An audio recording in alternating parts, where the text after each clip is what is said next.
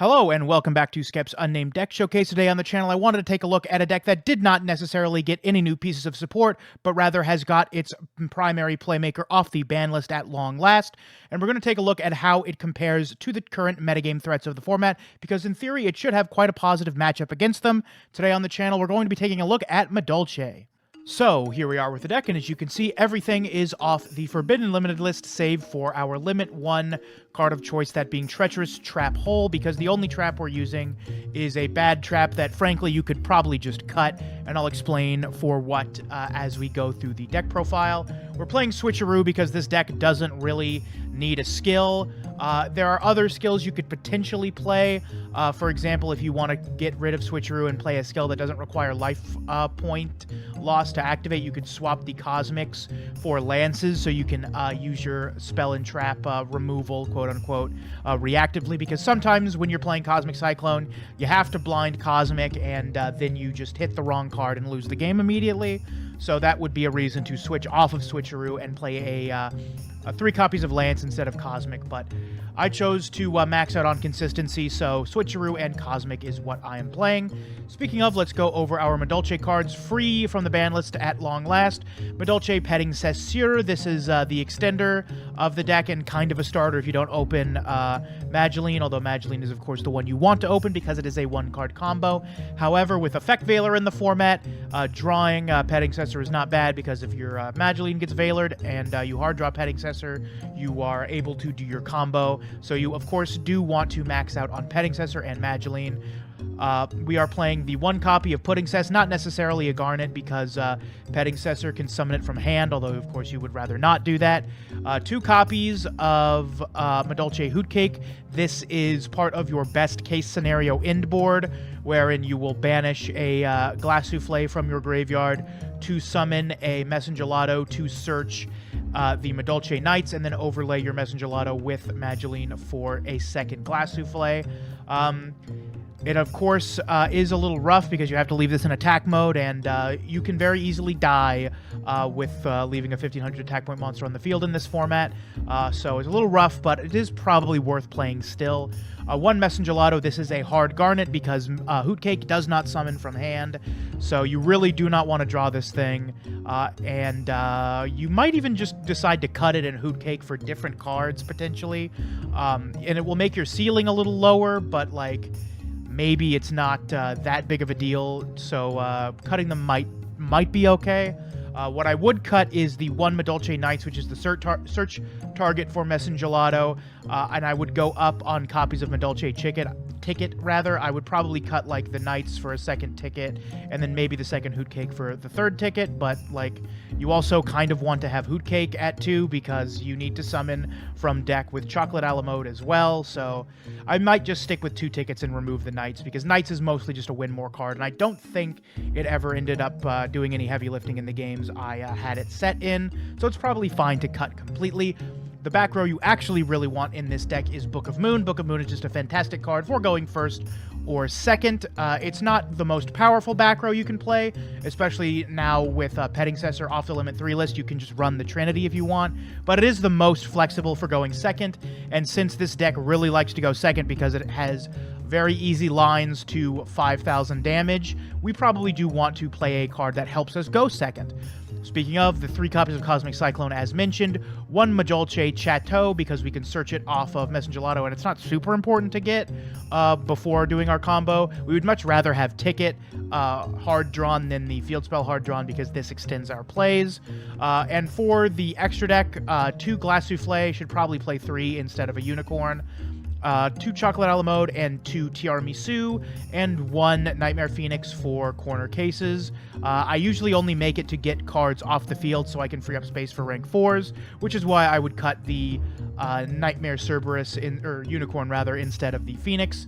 This is the deck that I took to ladder and played some games with. Let's see how it performs against the current meta and rogue environment. First game on the docket here, going to be a pretty weird one up against a Quentin on Bujins of all things.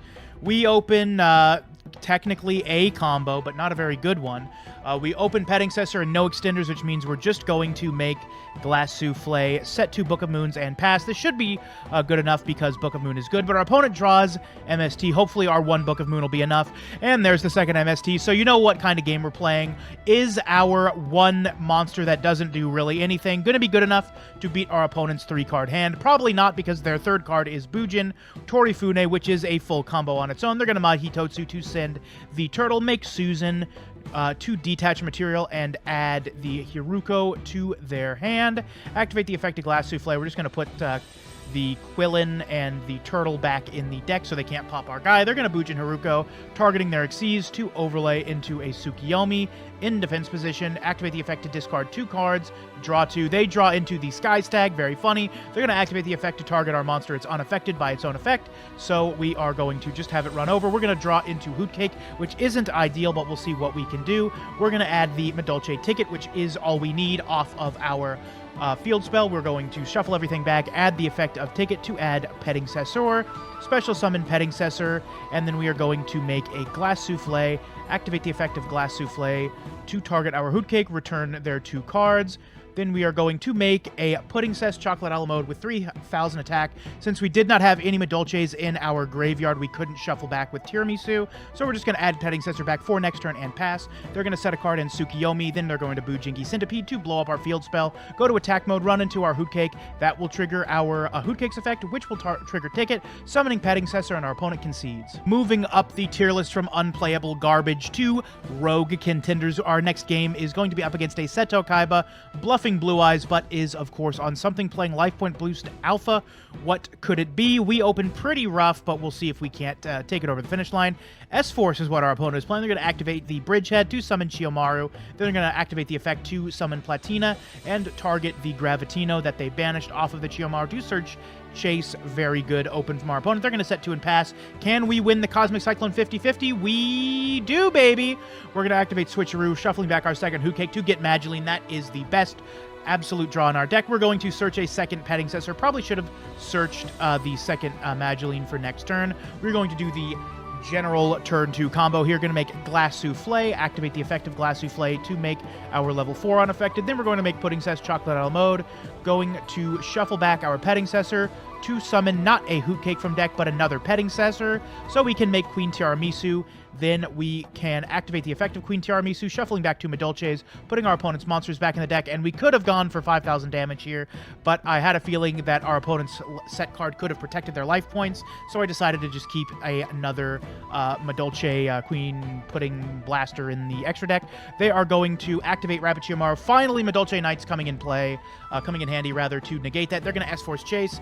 Then they're going to make Nightmare Cerberus with no card in hand to discard. They're going to concede by killing themselves. Alrighty, on to some of the better decks of the format. We are going to be playing a game against Salamangreat. I really do think Madolche, in theory, has a great matchup against decks like Salamangreat and Tenyi that utilize the graveyard, as well as Neos Yubel, because you can shuffle back their Miracle Contact target.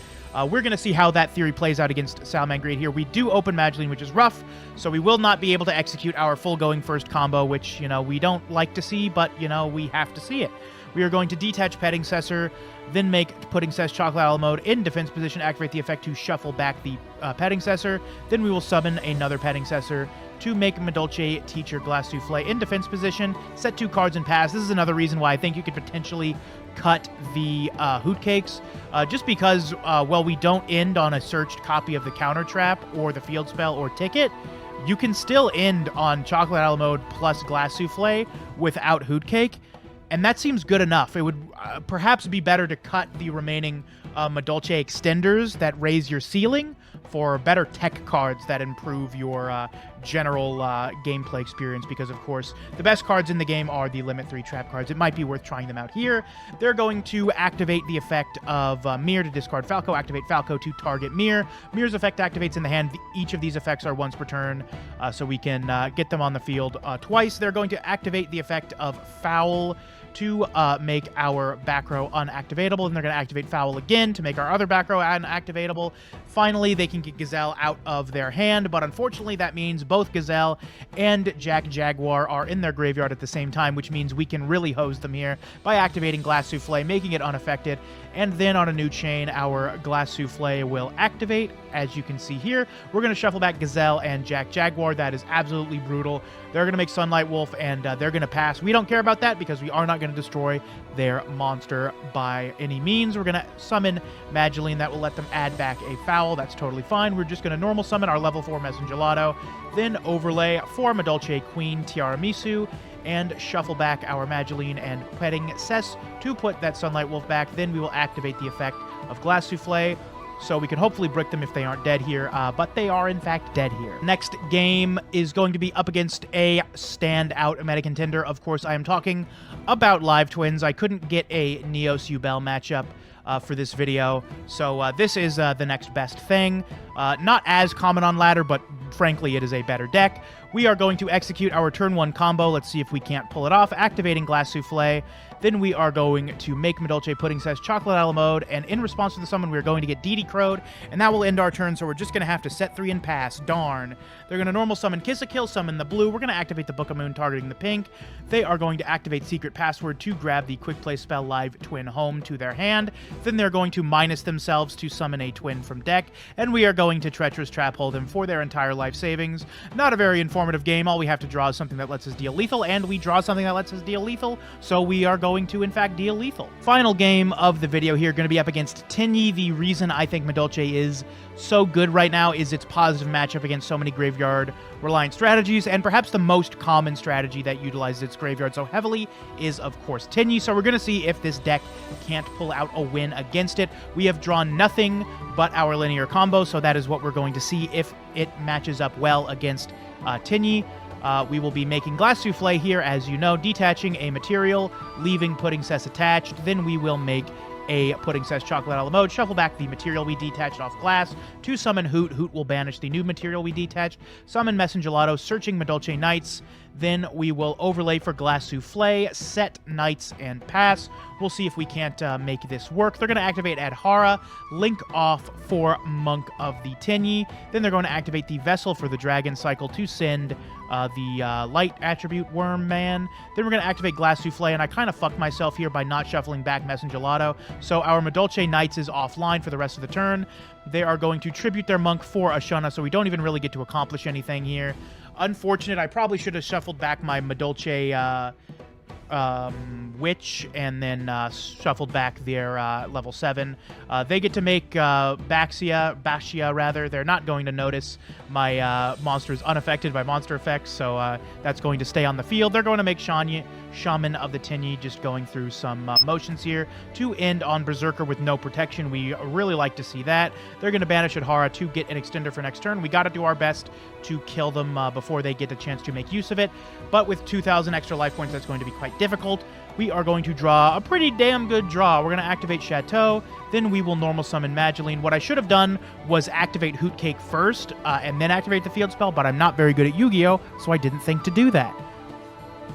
Then we're going to activate Madolche Petting Cess to summon Madolche Teacher Glass Souffle. Then we will activate the effect of Glass Souffle to shuffle back more of their cards. We want them to brick, so we're going to put back cards that don't advance their board state. Then we're going to Petting Cess to bring out Messengelado at level 3. We have no rank 3s, so oops.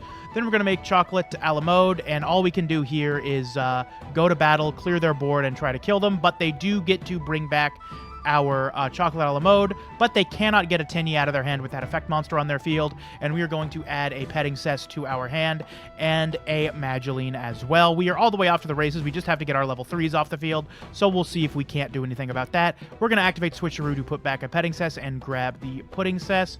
Make Nightmare Phoenix to clear up board space. Activate Hootcake to banish, to summon the Petting Cessor, to summon the Pudding Cess. Then we will make Queen Tiramisu, making her grand appearance, and we will shuffle back our 2 Madolche monsters to return our own Chocolate a la mode to the extra deck, activate Take It to search another Madolche for next turn, and we will go through the battle phase and clean up the game. So we're back with the deck, and although those replays did look very promising, I wanted to explain that I don't just choose the first 5 replays I get of a deck and showcase them in my videos.